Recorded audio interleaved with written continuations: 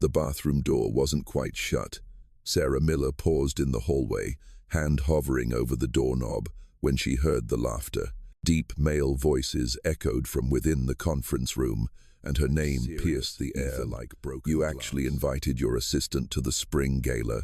The voice belonged to someone Sarah didn't recognize, but the mockery was unmistakable. That was Adam Harrison, her boss of 2 years. His accent, usually sophisticated and warm, now dripped with cruelty. Can you imagine her trying to fit in with our crowd?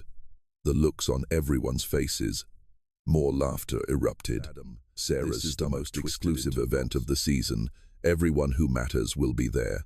Diplomats, CEOs, old money families. Another voice chimed in.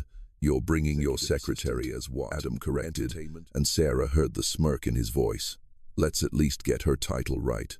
And yes, exactly. I told her it was a reward for her excellent work. The invitation was sitting on her desk this morning with a nice note about how much I value her. Someone was still laughing. What do you think she'll wear? Something from a department store? This is Adam. The women there spend thousands on their gowns. She'll show up completely out of place, and everyone will wonder what I was thinking. My father has been on my case about being too soft with employees, treating them like friends instead of staff. This will remind everyone, including her, as she slowly backed away from the door. Her heart pounded so hard she could hear it in her ears. 2 years. She had worked for Adam Harrison for 2 years, arriving early, staying late, managing his impossible schedule, handling his difficult clients with grace. She'd learned Mandarin phrases to better communicate with his birthday dinner last month, because Adam needed her to prepare documents for an emergency meeting. And this was how he saw her, as a joke, as entertainment for her desk where she'd found it that morning, elegant cream cardstock with gold lettering. Mr. Adam Harrison requests the honor of your presence at the annual spring gala. She'd been so happy, so touched, that he'd thought to include her. She'd even called her mother, Eleanor, to share the news. Baby, that's wonderful, her mother had said, pride warm in her voice. He must really appreciate all slowly, her mind spinning. The office was quiet now. Most people had left for the day. She sat down and stared at the invitation, reading the words over and over. The gala was in 3 days, Saturday night at the Grand Imperial Hotel, the most expensive venue in the city. She should throw the invitation away. She should march into that conference room and quit on the spot. She should tell Adam exactly what she thought of him, had not gotten where she was by running from difficulty. Her mother had raised her alone after her father left when Sarah was 5. They'd lived in a tiny apartment, and Eleanor had worked double shifts as a nurse to keep food on the table and clothes on Sarah's back. Sarah had worked 3 jobs to put herself through college, studying in libraries until closing, and eating ramen for dinner more nights and fought for every opportunity since then. She was not going to let Adam Harrison or anyone else make over her. She picked up the invitation and slipped it into her purse. Then she opened her laptop and began searching for dress shops that were still open. She had some money saved, not much, but enough. If Adam wanted her at his gala, she would be there, and she would show him and everyone else exactly who arrived at work at her usual time. She prepared Adam's coffee exactly how he liked it, organized his meetings for the day, and responded to emails with her typical efficiency. When he emerged from his office around 10, she smiled professionally and handed him his schedule. You have a call with the Tokyo investors at 11, lunch with your sister Sophia at 1, and the building commission, barely glancing at her. Thank you, Sarah. Did you receive the invitation? Thinking of me. She kept her voice steady. You've been an excellent assistant. I thought you'd enjoy the evening. His face showed nothing but polite professionalism. If she hadn't heard him yesterday, she would have believed he was being genuine. Something flickered in his eyes. Surprise, you're planning to attend? Absolutely. It sounds like a wonderful event. Sarah met his gaze directly. No, was there anything else you needed this morning? He walked back into his office, and Sarah thought she saw confusion on his face. Sarah went to 3 different shops before finding a dress in her budget. It was pretty enough, a simple navy blue gown that fit her well. Not the kind of dress that would turn heads, but respectable. She was paying for it at the counter when her phone buzzed with a text from an unknown number. "Package delivered to your apartment. Hope you'll accept this gift." Sarah frowned at the message, but studio apartment. She found a large white box sitting outside her door. Her name was written on a card attached to the top in elegant handwriting. Inside the apartment, she opened the box carefully. Tissue paper rustled as she pushed it aside, and then she gasped. The dress was the most beautiful thing she'd ever seen. Deep crimson red, the color of rubies, with a fitted bodice and a flowing skirt under her fingers. Silk so fine it seemed to shimmer in her apartment's light. There were shoes, too, strappy heels in the same shade of red, and jewelry, delicate gold pieces that sparkled with what looked like real diamonds. A note rested on top. "Every woman deserves to feel beautiful. Wear this and show no clue about who had sent it." Sarah should have been suspicious. She should have wondered about the sender's motives. But as she held the dress up to herself and looked in the mirror, something shifted in her chest. Someone, somewhere, had seen her and thought she deserved this. Whether it was a secret friend, a mysterious benefactor, or even some kind of mistake, the gift felt like a sign. She would wear it, she would accept it, and she would walk into that gala treated as less than you are, made to feel like you don't belong in spaces you've earned the right to be in. What would you do if someone invited you somewhere just to mock you? Drop your thoughts in the comments below. And don't forget to subscribe so you never miss how this Sarah left work early for the first time in months. Adam had looked at her strangely when she'd asked, probably because she never took time off, but she needed the hours to prepare. At home, she tried on the red dress again, just to make sure it fit as perfectly as she remembered. It did. The gown hugged her curves in all the right places, the crimson fabric making her dark skin glow. She looked like someone else. Someone confident. Her mother's name flashed on the screen. "How are you feeling about tomorrow night?" Eleanor's voice was warm with concern. Sarah had told her mother about the gala, but not about what she'd overheard. Actually, no need to worry. Something amazing happened. Sarah described the mysterious sent you a ball gown. Who? No. Eleanor, the note didn't say. "But Mama, it's the most beautiful dress I've ever seen. I don't know about this. And it fits perfectly. What if it's from some strange man? What if someone is trying to get close to you? But the note was kind. It didn't ask for anything. Maybe it's from a friend who wanted to help, but didn't want to embarrass me by offering directly. You've always had good instincts, baby. If you feel okay about it, then I trust you. Just promise, Mama. I'm going to show all those rich people that I belong there. You've always been strong. Your daddy leaving us, all those years of struggle, you never let any of it break you down.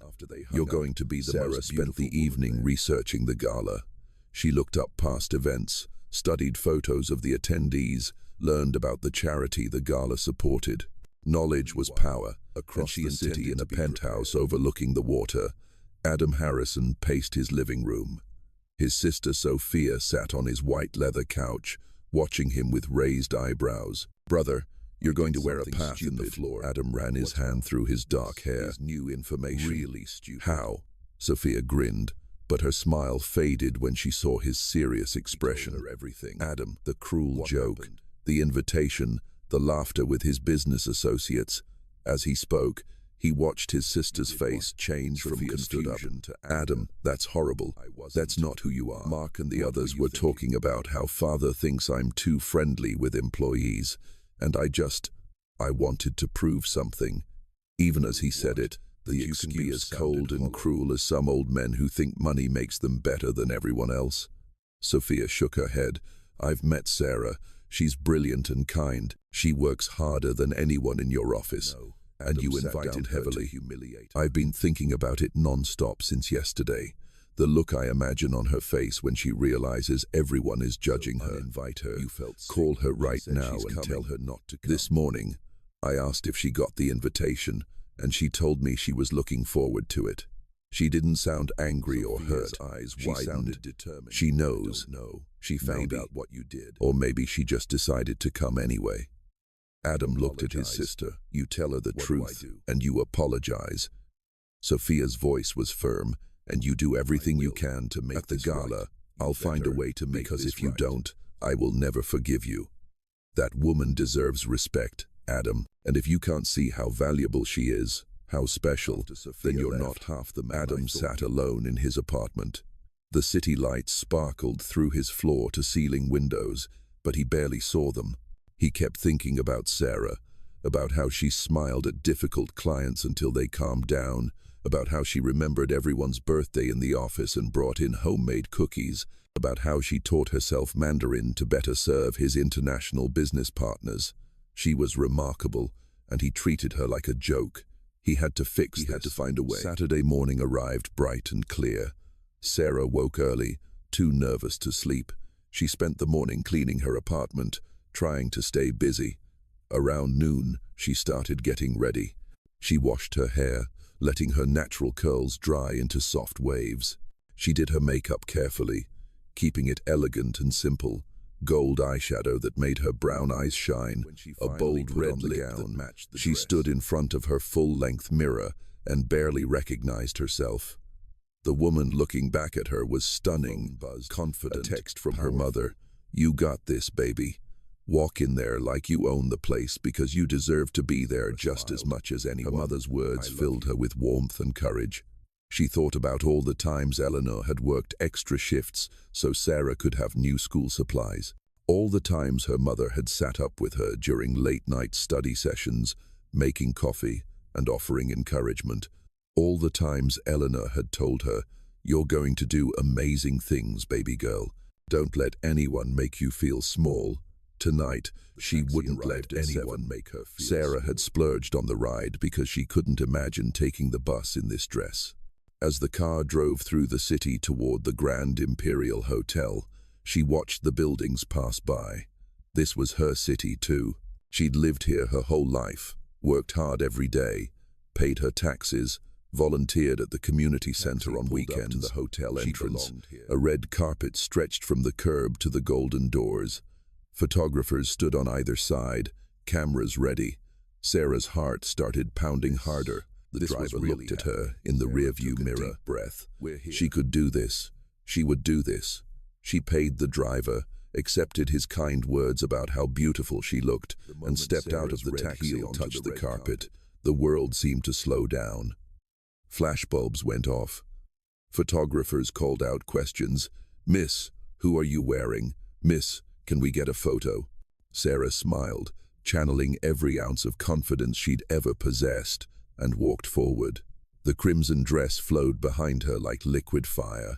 Her gold jewelry caught the light. Her shoulders were back, her chin up. She moved with the grace her mother had always. A man in a black suit checked invitations. When Sarah presented hers, his eyebrows rose slightly. "Miss Miller, welcome." The Grand Imperial's ballroom took her breath away. Crystal chandeliers hung from the ceiling, casting prisms of light across the room. White tablecloths covered dozens of round tables. A string quartet played soft classical music in one corner, and everywhere, people in expensive clothes talked and laughed, holding champagne glasses that sparkled like the chandeliers. For just a second, Sarah's confidence wavered. She was one woman alone in a room full of wealthy strangers. Not to hide, not to shrink, but to show them exactly. And that's when it happened. People started turning to look at her. First one person, then another, then clusters of guests. Conversations paused. Champagne glasses stopped halfway to lips. The murmur of voices faded slightly as heads turned. Sarah kept walking, her heart pounding, but her face calm.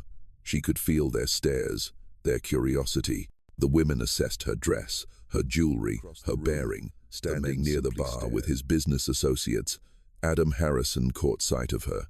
He'd been anxiously scanning the entrance all evening, dreading this moment. But when he saw her, every thought vanished from his mind. She was absolutely stunning. The red dress made her look like royalty. Her dark skin seemed to glow in the chandelier light. Her hair framed her face in soft curls. But it wasn't just her beauty that struck him. It was the way she carried moving through the crowd with quiet confidence. She looked like trailed off beside him. "Your assistant." Another man finished. Adam couldn't Adam, speak. That's guilt your crashed secretary. over him in waves. This woman, this incredible woman, he'd invited her here as a joke. He'd wanted to humiliate her, and instead she'd walked in and commanded the attention of every person in the room. He'd been so wrong, so incredibly. A champagne glass from a passing server and took a small sip. The bubbles tickled her throat.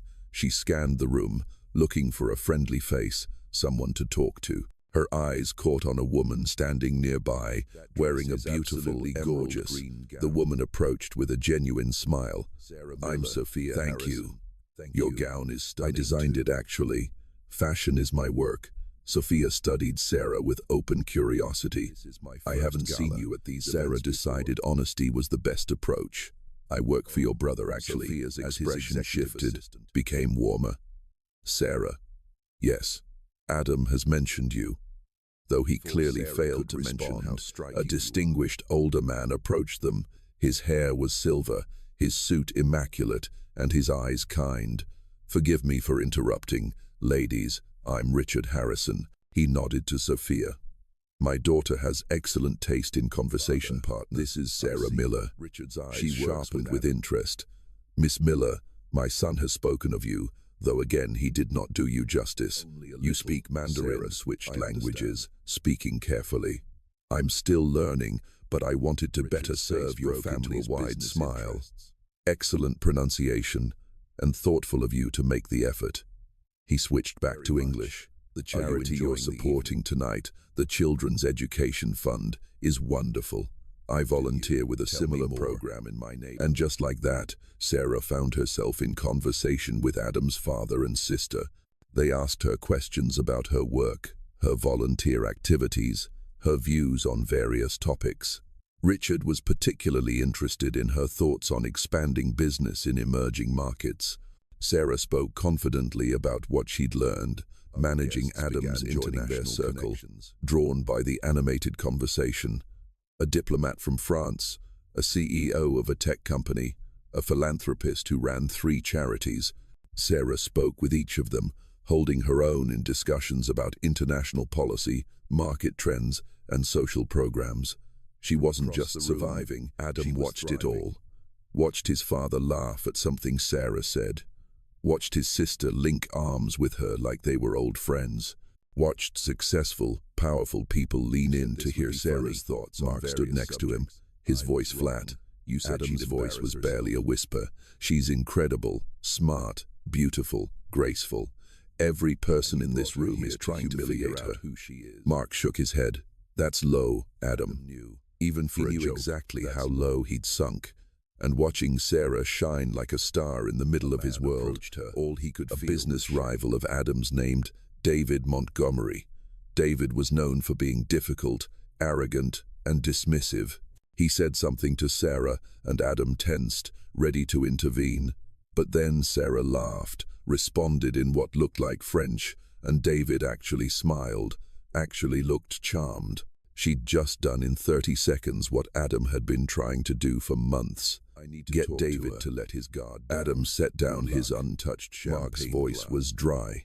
I suspect she's figured out what you did, and if she has, you're going to need more. Weaving through clusters of guests. As he approached Sarah's group, his sister saw him, and her eyes narrowed in warning, but he kept walking until he stood at the edge of the circle. Sarah, and when her eyes met his, he saw it.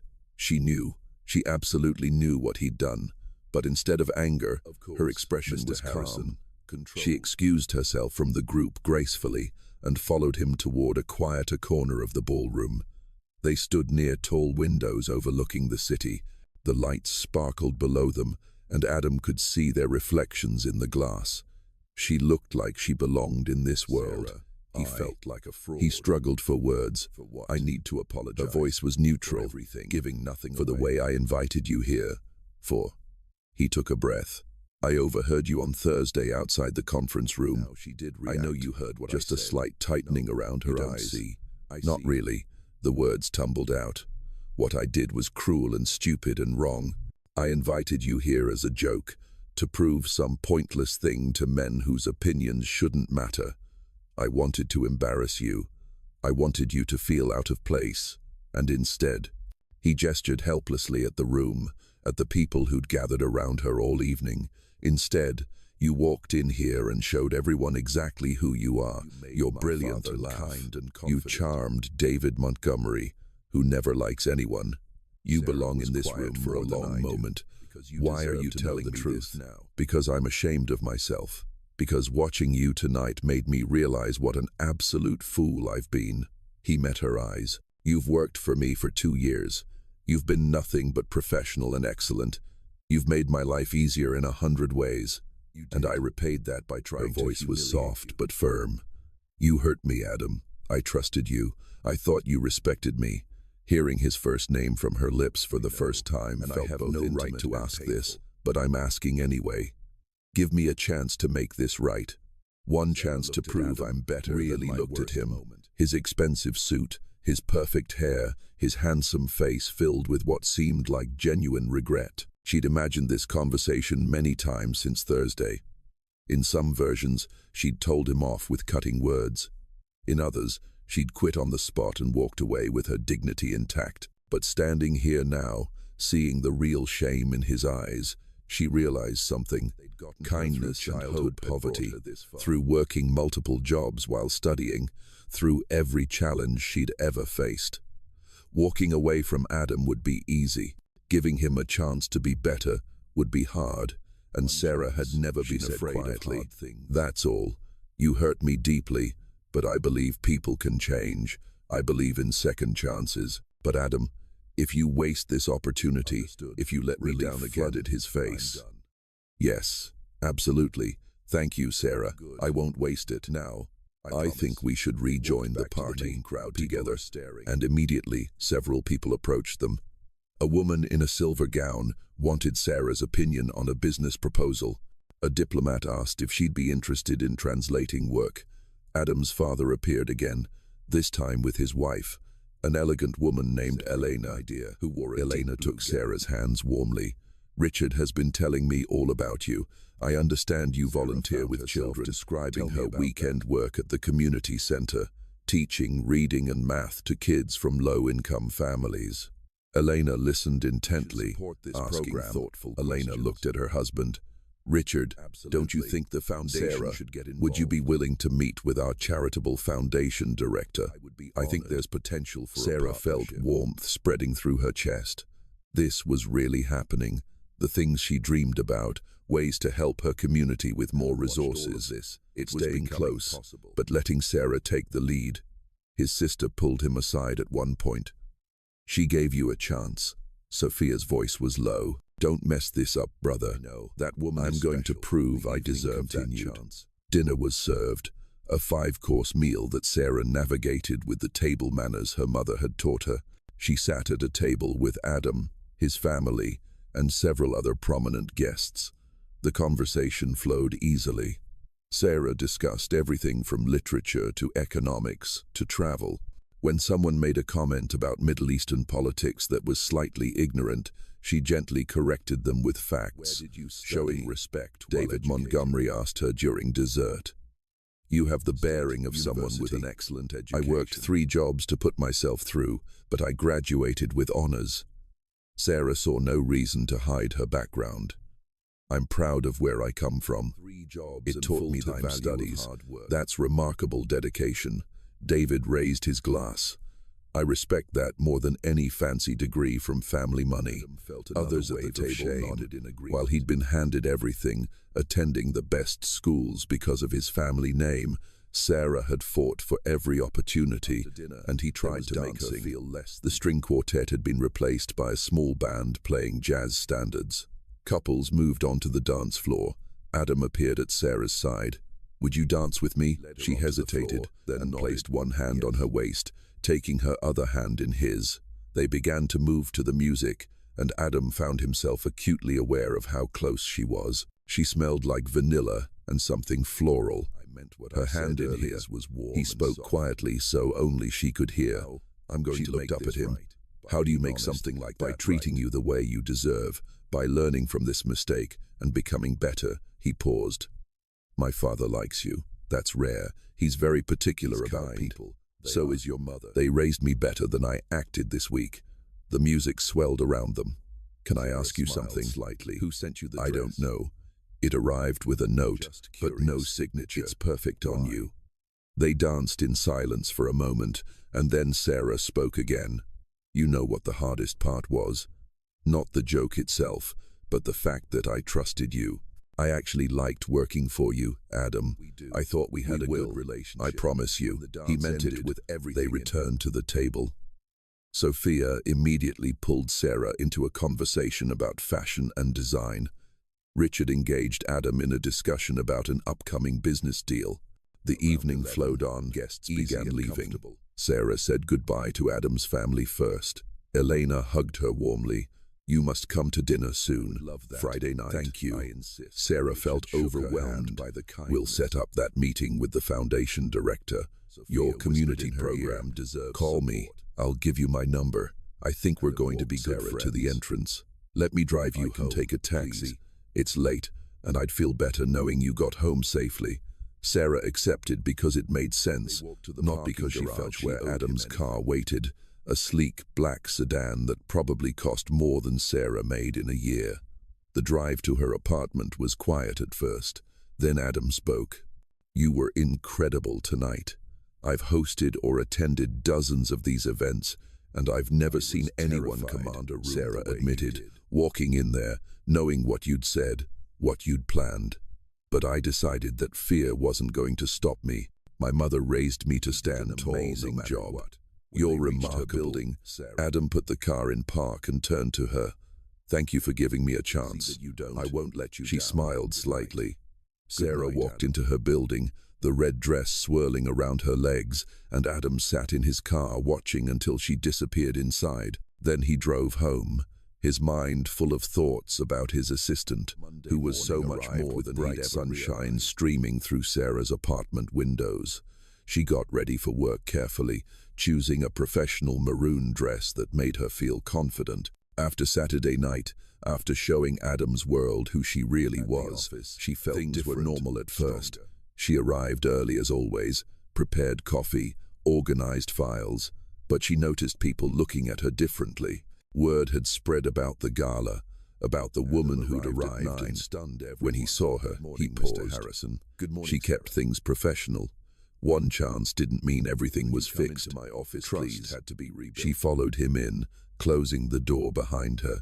Adam gestured to the chair across from his desk, but instead of sitting behind the desk, he took the chair about what I did, about how to make it right. He leaned forward, his hands clasped.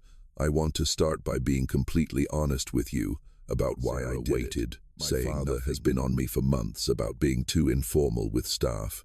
He comes from a generation where there are strict lines between employer and employee.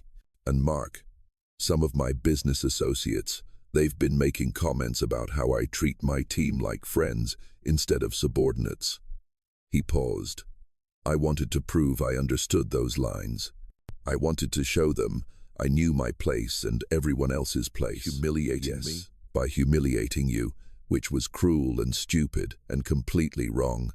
He met her eyes. But here's what I realized Saturday night. My father, the man who supposedly wants me to maintain strict boundaries, he loved you, he respected you, not because of some invisible line between employer and employee, but because you're intelligent and kind and remarkable. Those men I was trying to impress, they were all drawn to your place, but because you're excellent at what her expression neutral, but her heart something that didn't need proving. And I hurt someone who deserved only respect and appreciation. He reached into his desk drawer and pulled out an envelope. I'm offering you something, and I want you to know you can refuse without any consequences to your job, but I hope you'll accept. A check for $10,000. Sarah's eyes widened. It's an apology. Use it however you want. Pay off debt, save it, donate it, but please accept it as a gesture of how serious I am in her mind. All offers should be accepted with gratitude. This was Adam trying to prove himself. Refusing it would be refusing his attempt. She took the check carefully. This is what you deserve. He pulled out another paper, and this is something else. A promotion. Executive Director of International Relations. It's a new position I'm creating. You'd still work with me, but you'd have your own office, your own projects, and a significant salary increase. It was exactly the kind of work she dreamed of doing. Real responsibility, important projects. Is because you've earned it, Adam said firmly, not because of Saturday night, not as an apology. You've been doing work above your current position for months. This just makes it official. Time to think about it. Take all the time you need. He stood, and she did too. Sarah, I know I have a long way to go to earn back your trust, but I'm committed to that journey. Adam proved his words. He treated Sarah with unfailing respect. He asked her opinion on major decisions. He introduced her to important clients as a valued colleague, not just his assistant. When she accepted the promotion, he threw a small office party to celebrate her, making sure everyone knew she'd earned it, inviting her to lunch, not as boss and employee, but as two people getting to know each other. They talked about everything, their childhoods, their dreams, their fears. Adam told her about the pressure of living up to his family name. Sarah shared stories about her mother's strength, about growing up with very little but feeling rich. Sarah said one afternoon over sandwiches in a park near the office. Sometimes she'd come home from a double shift, so tired she could barely stand. But she always had time to help me with homework, to hear about my day. She sacrificed, Adam said softly. Not money, proud of how far I've come. But sometimes I feel like I haven't done enough, like I should be doing more to help people the way we need here every weekend. But I want to do more. I have this dream. She hesitated, then continued, I want to start a consulting business. Help small businesses and underserved communities get access to the resources and knowledge they need to succeed. So many talented people never get a real chance because they don't have the right connections or information. Adam leaned forward. Tell her vision. A firm that would work with local entrepreneurs, teaching them about marketing, finance, international trade. She'd keep costs low so people could afford it. She'd focus on areas that bigger consulting firms ignored. Adam knowledge, connections. I'd need funding to start. I'd need to build a client base. I'd need, she trailed off. Then he said, what if you had a partner? Someone who could provide funding and connections, someone who believed in your vision and wanted to help. Make it carefully. What I want to help. I want to invest in your dream. Be a silent partner if you want, or an active one. Whatever you need. He held up his hand before she could protest. This isn't pity or guilt. This is recognizing a brilliant business idea when I hear one. You're smart, Sarah. You understand markets and people. This could work. This could really work. Why would you do this? Because it's a good investment.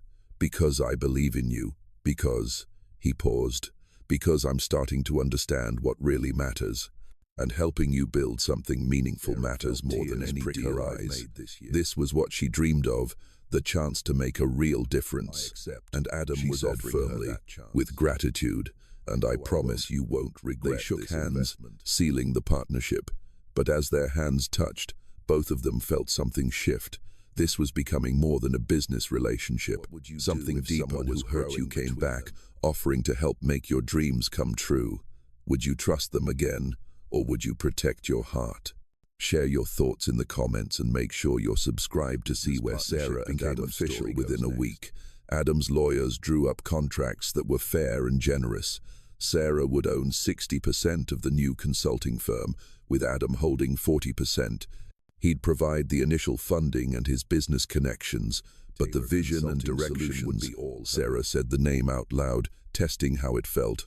They were in Adam's office. Your name should be first. Designs. This is your dream.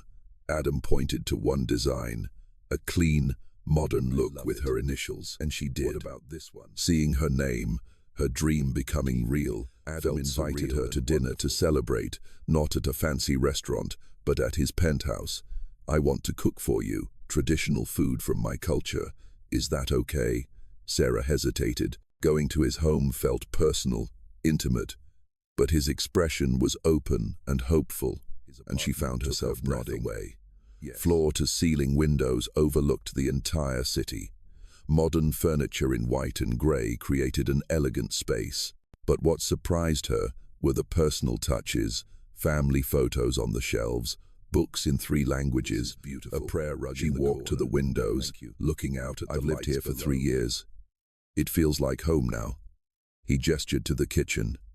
Make yourself comfortable. On a stool at the kitchen island, watching as Adam moved around the space with surprising skill. He chopped vegetables quickly, mixed spices with confidence. I didn't children learn. She said cooking is an act of love, and everyone should know how to show love that way. He smiled at the memory. Saturday mornings she'd teach us. My sisters picked it up faster, but while he cooked. Growing up, wealthy, yes, but with parents who insisted on humility and hard work. His father made all the children volunteer in the family business from young ages.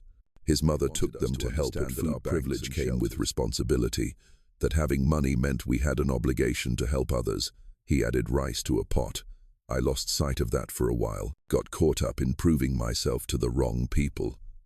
But Saturday night, watching you, I remembered what really matters. And what's that? Character, kindness, using whatever advantages you have to lift others up, not to put them down. He met her eyes. Warmth spread through her chest. This Adam, vulnerable and honest, was very different from the man who'd invited her to lamb with fragrant rice, vegetables cooked with spices Sarah couldn't identify, bread that was soft and warm.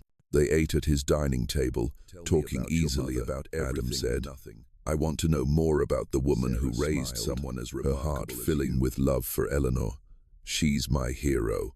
When my father left, she could have been bitter, angry, but she chose differently.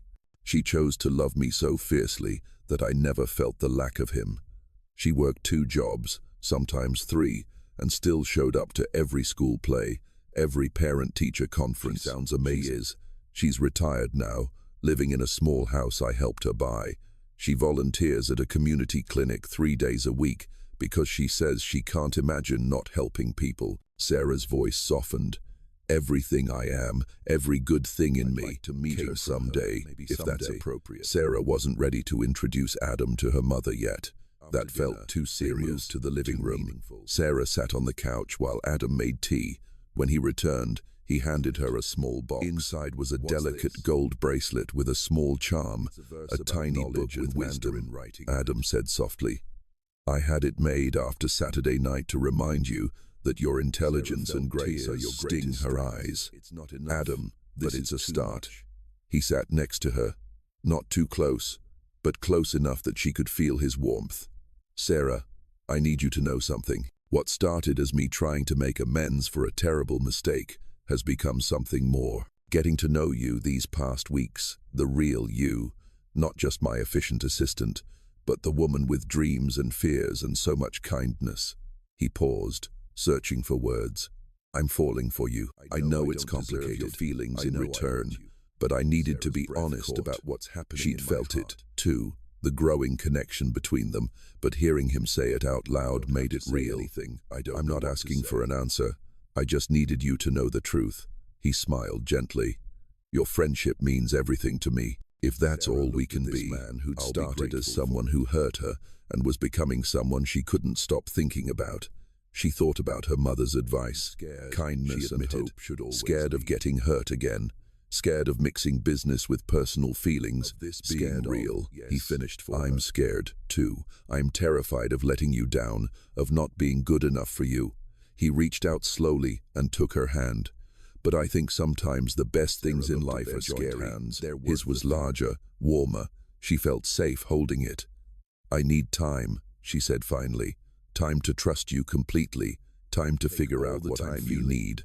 I'm not together on the couch, holding hands, watching the city lights through the windows.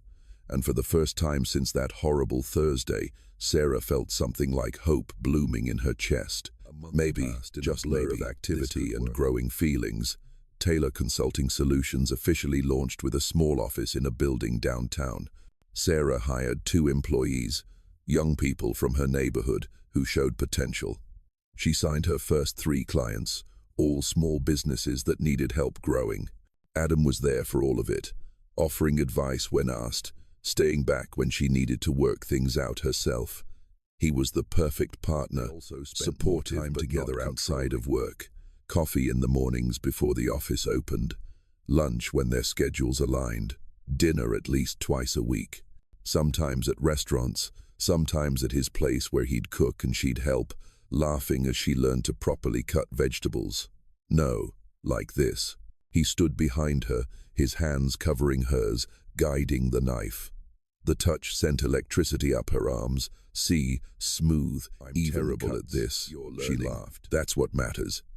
His breath was warm on her, and Sarah could feel her resistance crumbling.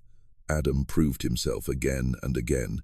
When she had a difficult client, he gave her space to handle it, but offered support when she asked. When her mother got a mild flu, he sent flowers and a care package without being asked. When Sarah worked late preparing a presentation, he showed up with food, and she asked one evening as they worked side by side on market "Because you make me want to be better." He looked up from his laptop. "Because I love spending time with you." He hadn't said the word directly, but it hung in Sarah finally introduced Adam to her mother. Eleanor lived in a small but tidy house in the neighborhood where Sarah grew up. When they arrived, Eleanor opened the door wearing a bright green dress. "This is Adam Harrison. Adam, my mother. It's an honor to meet you." Adam shook her hand warmly. "Sarah speaks of you constantly, the way mothers do. Come in, come in. I made dinner. I hope you like soul food, but I'm excited. Chicken, collard greens, macaroni and cheese, and cornbread." Eleanor had gone all out, and the food was delicious. But more than the food, Sarah watched how Adam interacted with her mother. He asked Eleanor about her nursing career, listened intently to her stories, laughed at her jokes. He was genuine, not trying. Sarah cleaned up the kitchen. Eleanor pulled Adam aside. "Walk with me in the garden." Sarah watched through the window as her mother led Adam to the small backyard where Eleanor grew tomatoes and herbs. They talked for 10 minutes, Eleanor gesturing as she spoke, Adam listening and nodding. When they came back inside, Eleanor hugged Adam back to Sarah's apartment. She couldn't resist asking, "Greatest achievement, that you've worked harder than anyone should have to, and you deserve someone who sees your worth." He glanced at her. "She said if I ever hurt you like I did at the gala." Sarah laughed. "That sounds like how happy you are when you talk about me, and that she hasn't seen you this happy in years." He reached over and took her hand. Admitted, "I'm happy. Happier than I've been in a long time." "Me too." The following week, Adam invited Sarah to a family dinner at his parents' home. Their house was a beautiful estate outside the city with gardens and fountains, but inside, despite the obvious wealth, it felt warm and welcoming. Richard and Elena greeted Sarah like family. Sophia was there with her husband, and another sister, Isabella, had flown in from London. Everyone gathered around a huge table, with multiple conversations happening at once. Included Sarah in everything, asking about her business, sharing stories, teasing Adam in the loving way. Isabella said during a quiet moment. She and Sarah were getting dessert from the kitchen.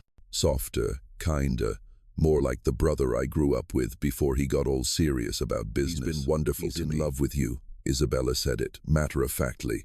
"Anyone can see it. The way he looks at you, the way he talks about you. My brother is completely race. We're taking things slow, but don't take too long. Life is short, and love like as Adam drove Sarah home, he said, "My family, your parents are wonderful, and your sisters." He pulled up to her building and turned to face her. "Sarah, I know we said we'd take things slow, and I meant that, but I need you to know something." "What?" "I'm in love with you. Completely, deeply in love with you." His voice was steady. "Sure, you don't have to say it back. I'm not asking for anything. I just needed you to know because Sarah keeping it inside, who started as her boss, became someone who hurt her, and then transformed into someone she couldn't imagine her life without." She thought about all the ways he'd proven himself, all the kindness he'd shown, all the support he'd given. She thought about her mother's words, "Kindness and hope should always lead." And she knew with absolute certainty the words felt natural, right? "I've been fighting it, scared to admit it, but I do." "I love really? You, Adam." "Really?" He reached across and cupped her face gently. Their first kiss was soft and sweet, full of promise and hope. When they pulled apart, both of them were smiling. Adam said, wonder in his Sarah agreed. And sitting in that car, holding each other, they both felt like the luckiest people in the world. Both personally and professionally, everything was falling into place. Taylor Consulting Solutions was thriving. Sarah had 10 clients now, all seeing measurable growth. She'd been featured in a local business magazine, and inquiries were coming in faster. Adam said one morning over breakfast at his place. They'd fallen into a routine where she stayed over most nights, though she still kept her apartment. Hire more consultants, take on big expansion means more funding, propose something. He set down his coffee cup. A major investment in your company. Enough to triple your staff, move to a bigger office, launch a marketing campaign carefully. How much are we talking? She nearly choked on That's a smart business investment. Your company has proven its model works. The return on investment potential is excellent. And more than that, think about how many more people you could help, how many more small businesses you could support. You really believe in what I'm doing you? And yes, I believe in the mission. You're changing lives, Sarah. Let me help you about the small businesses that contacted her every week. Businesses she had to turn away because she didn't have capacity. About the young people in her neighborhood who needed jobs, who could be trained as consultants. About the difference she could make with more resources. I accept with gratitude. Weeks working on the expansion plan. Adam helped her find a new office space, a bright, modern suite with room for 20 employees. Sarah hired carefully, looking for people who had talent but lacked opportunity. She brought on 5 new consultants, all from underserved communities, launched, highlighting real success stories from her clients. A corner store that tripled its revenue, a family restaurant that expanded to 3 locations, a tech startup founded by a single mother that secured major investors. These were the stories that mattered to Sarah. Sarah was invited to speak at business conferences. A national business network wanted to interview her. She was becoming known not just in the city but beyond. Through it all, Adam was her biggest supporter. He came to her speaking engagements, sat in the audience, and beamed with pride. He celebrated her victories and supported her through challenges. He'd become not just her partner in business. After a particularly successful client meeting, they went to dinner at a restaurant overlooking the water. The setting sun painted the sky in shades of orange. Adam said after they'd ordered, "I've been offered a position, CEO of the Asia division of my father's company. It would mean relocating to Singapore for at least 2 years." Heart sank. I turned it down. What? Adam, that's a huge opportunity. But my life is here. You're here. What we're building together is here. He reached across the table and took her hand. I'm not going to choose a job over you. You can't make decisions like that for me. I'm making this decision for us, for our future. His thumb traced circles on her palm. Unless you want me to take it. If you do, we'll figure it out. Sarah, long distance or maybe no, I don't want you to go. I want you here. She paused. But Adam, you have to take the position, and I have a solution. She smiled. Open a Singapore office for Taylor Consulting. I can run operations from there for a year, build the business internationally, then hire someone to manage it while I come back here. We don't have to choose between your career and our relationship. You'd move to Singapore, leave everything you built here can handle operations. It's actually perfect timing, right when we're expanding, and it would give my business global reach. She squeezed his hand. Plus, I'm not ready to spend 2 years without you. He said it with such feeling that several people at nearby tables turned. Marry me. The words hung in the air. Sarah's breath this second. Not even this year if you're not ready. But someday soon, marry me. Be my wife. Let me spend my life making you happy. This man who'd started out hurting her had become everything she'd ever hoped for. Kind, supportive, loving. He saw her, really saw her, and loved her for exactly laughing and crying at the same time, came around the table and kissed her right there in the restaurant. The other diners burst into applause. When they finally sat back down, both of them grinning like fools, Adam said, I need to call my parents. They're going to be She's going to cry. They did both right there at the table. sharing their joy with their families. Eleanor cried as predicted, tears of happiness for her daughter. Richard and Elena celebrated, lying in Adam's arms in his penthouse. Sarah thought about the journey that had brought them here, from cruel joke to true love, from humiliation to partnership. From hurt, Adam asked, his hand running through her hair. About how something that started so badly became so beautiful. He said quietly, if you hadn't forgiven me, if you hadn't given me that hope in the possibility that people can change and grow. She turned to look at him. You proving you right every single day. After the proposal, Adam planned something special. He told Sarah to wear her favorite dress and be ready by 7 on Saturday evening. She chose a flowing dress in deep maroon, the color that always made her feel confident.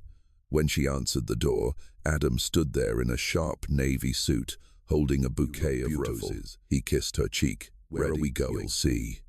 The car drove through the city toward a familiar destination, the Grand Imperial Hotel. Sarah recognized it immediately. They pulled up to the same entrance where she'd walked the red carpet 10 months ago.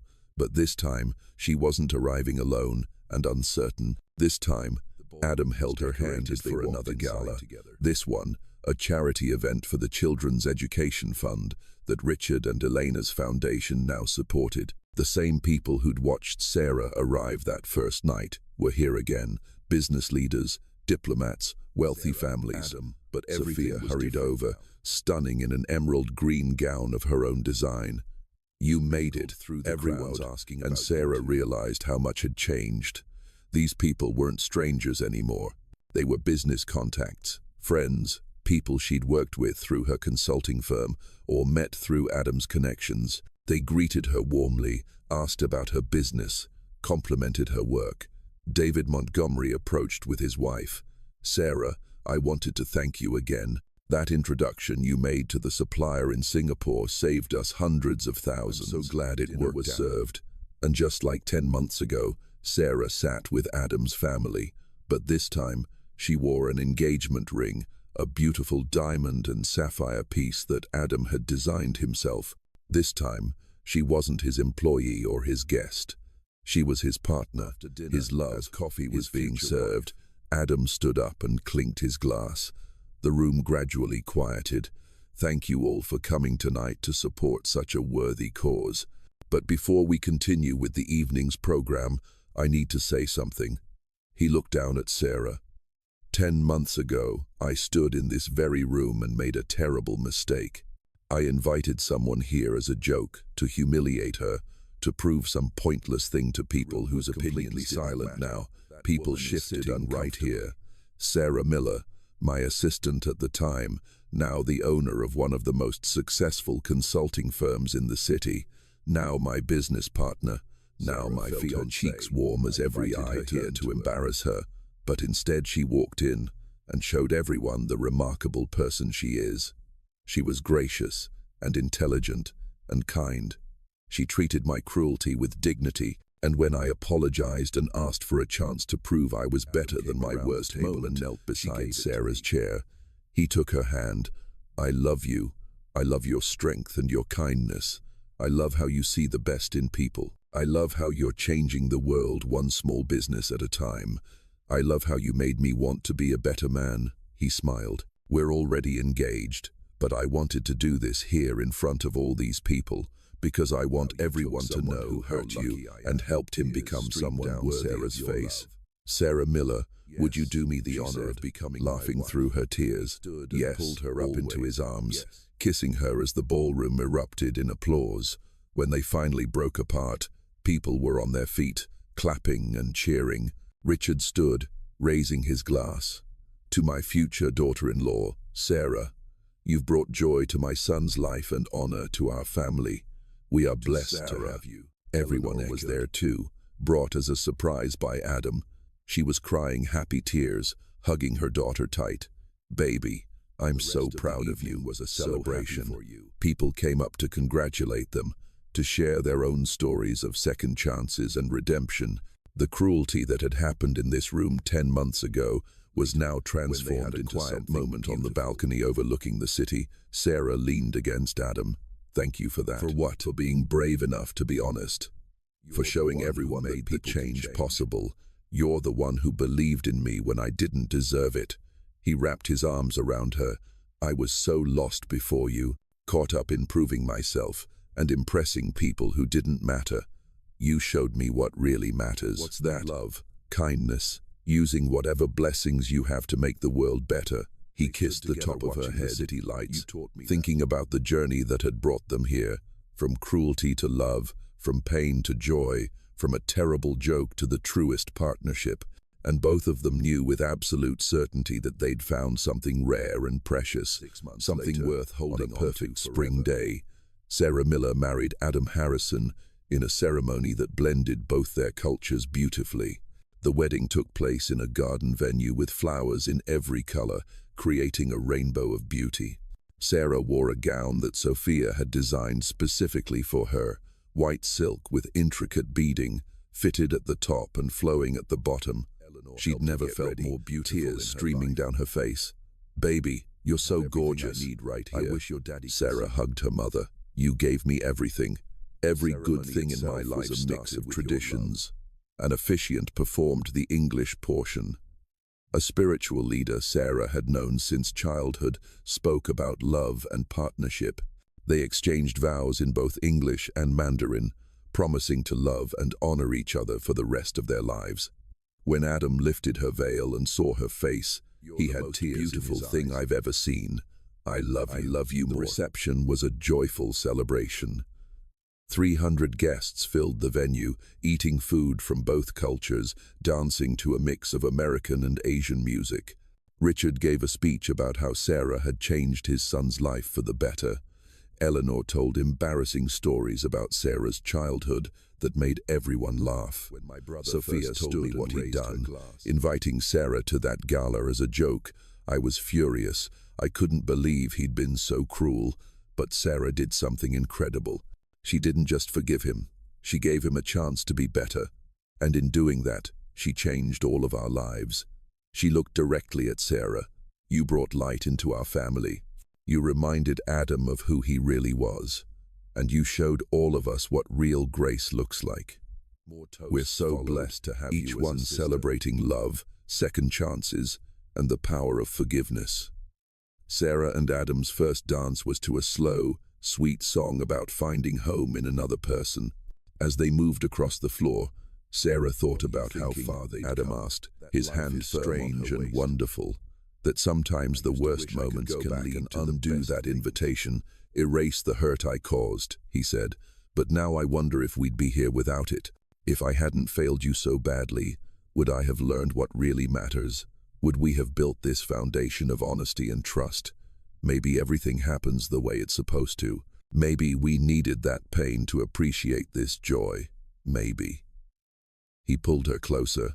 "All I know is that I'm grateful for you, for us, for this life." Sarah stood with a group of young people from her neighborhood, kids she'd mentored through her community work. They were wide-eyed, taking in the beautiful venue and the successful people. "This is like a fairy tale," one girl, Mia, "It's real life. And you can have it, too." Sarah knelt down to the girl's level. "You can have love and success and happiness. You just have to work hard, stay kind, and never give up on your dreams. Even when things are hard, especially when things are hard, that's when your character shows." Sarah smiled. "I grew up just like you, in a neighborhood just like yours. My mama worked 3 jobs. We struggled, but we never stopped hoping for better." And looked around at the celebration, at Adam laughing with his father, at her mother dancing with Richard, at friends from every part of her life mingling together. "Never underestimate the power of kindness and hope," she told the children. "They'll carry you further than you ever and laughter." With Sarah and Adam running through a tunnel of light created by their guests, they drove away to their honeymoon in a car decorated with flowers and ribbons, waving goodbye to everyone to start their new life together.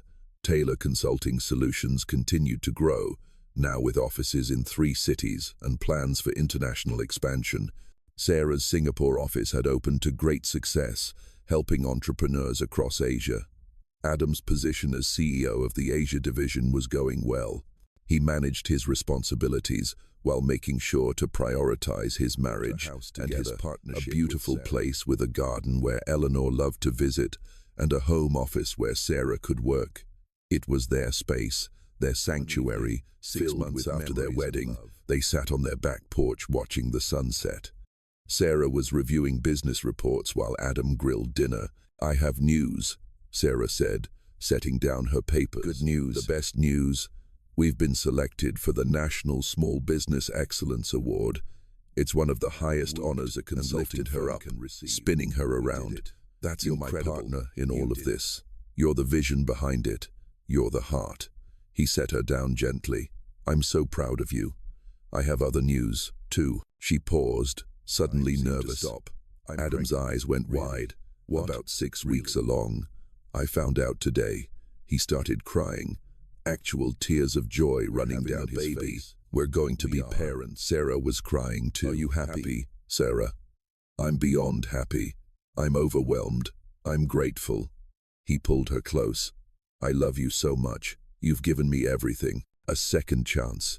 Your forgiveness, your love." Sunset, holding each other, thinking about the life growing inside Sarah and the life they'd. Sarah wondered about how we met, that I made a terrible mistake, that their mother showed me grace and gave me a chance to be better, that love and forgiveness can transform anything.